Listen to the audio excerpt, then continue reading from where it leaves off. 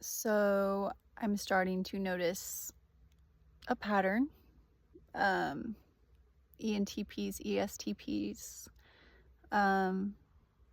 when they've gone through, childhood trauma or something, and then they, as adults, stumble upon like Jungian analytical typology, they seem to think that they're introverts.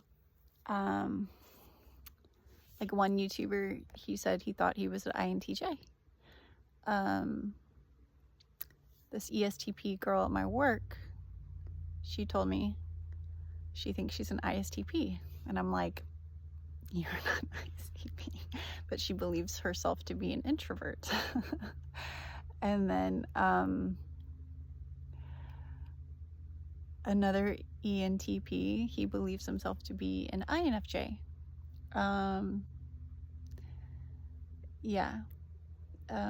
Just some examples.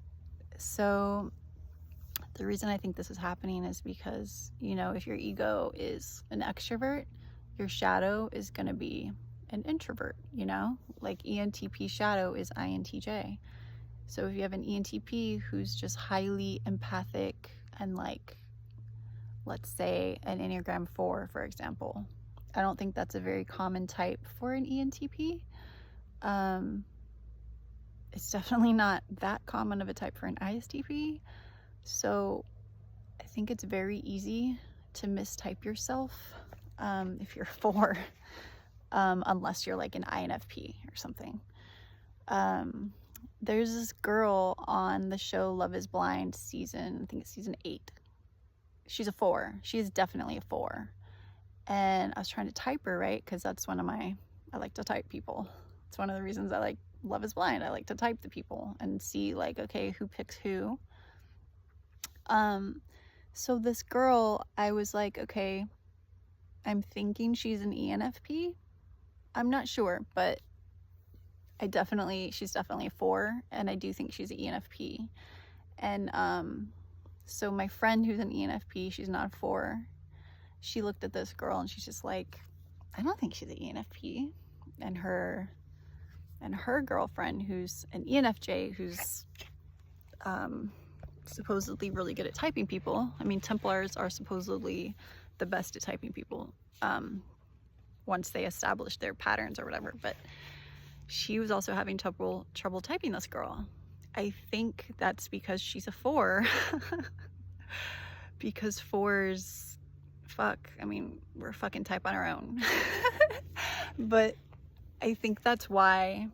So, everyone has their own like path to like finding out who they are. And like what they say with the Enneagram, it's not as important that you find your type, but if you find, or your number, but if you find a number and you're able to like use that information to like further your growth, then you're on the right track.